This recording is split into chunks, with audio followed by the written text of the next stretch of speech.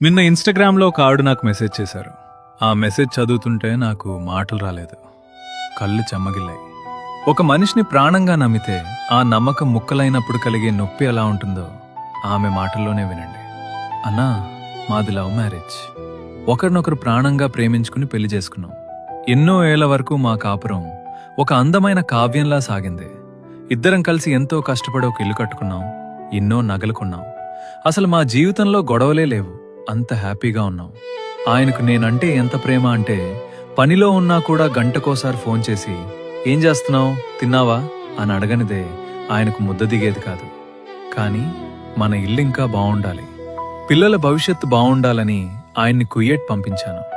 వెళ్ళిన కొత్తలో 6 నెలలకు ఒకసారి ఇంటికొచ్చి వెళ్ళేవారు. కానీ కాలం గడుస్తున్న కొద్దీ ఆయన గొంతులో ప్రేమ తగ్గిపోయింది. ఇప్పుడు రోజుకొక్కసారి ఫోన్ వస్తుంది. అది కూడా కేవలం 2 నిమిషాలు మాత్రమే. తిన్నావా అంటే తిన్నా, బావున్నావా అంటే బావున్నా. అంతకు మించి అడిగితే విసుగు, మాట్లాడదామంటే టైం లేదు. గంటల కొద్దీ నా గొంతు వింటేనే నిద్రపోయే మనిషి ఇప్పుడు 2 నిమిషాలు మాట్లాడటానికే భారంగా ఫీల్ అవుతున్నారు. నిజమేంటో తెలిసి నా ప్రపంచం ఒక్కసారిగా కుప్పకూలిపోయిందన్నా. అక్కడ ఆయన ఒక తెలుగావిడ మాయలో పడ్డారు. ఆమెకు పెళ్ళయింది, పిల్లలున్నారు, అల్లుళ్ళు, కోడళ్ళు కూడా ఉన్నారు. అంత పెద్ద కుటుంబం ఉన్నా కూడా నా భర్త ఆమెతోనే గడుపుతున్నారు. 1.5 సంవత్సరం అవుతుంది. ఇంటికి రమ్మంటే రారు. నేను సంపాదిస్తున్నాను కదా, నీకేం తక్కువ చేశాను అని అంటారు. డబ్బుంటే సరిపోతుందా అన్నా? నా మనిషి నాకు లేనప్పుడు ఈ నగలు, ఈ ఇల్లు ఏమైపోవాలి? నాతో గంటలు మాట్లాడిన మనిషి ఇప్పుడు ఆమెతో కబుర్లు చెప్తున్నాడా? నన్ను వెయిటింగ్లో పెట్టి ఆమెకు టైం ఇస్తున్నాడా?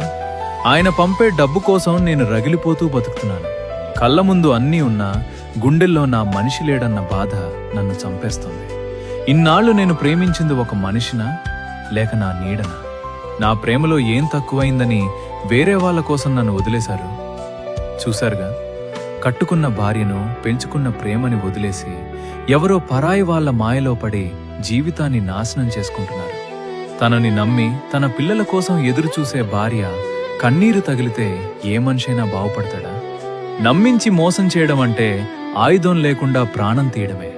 ముఖ్యంగా పిల్లలు, అల్లుళ్ళు, కోడళ్ళు ఉన్న వయసులో కూడా ఇలాంటి పనులు చేస్తూ ఇంకొకరి కాపురంలో నిప్పులు పోయడం ఎంతవరకు న్యాయం? ఈ విషయంలో మీ అభిప్రాయం ఏంటి? ఆయన మారిపోతారా, లేక ఈమె ఇలాగే ఏడుస్తూ బతకాలా? కామెంట్లో మీ మనసులో మాట చెప్పండి.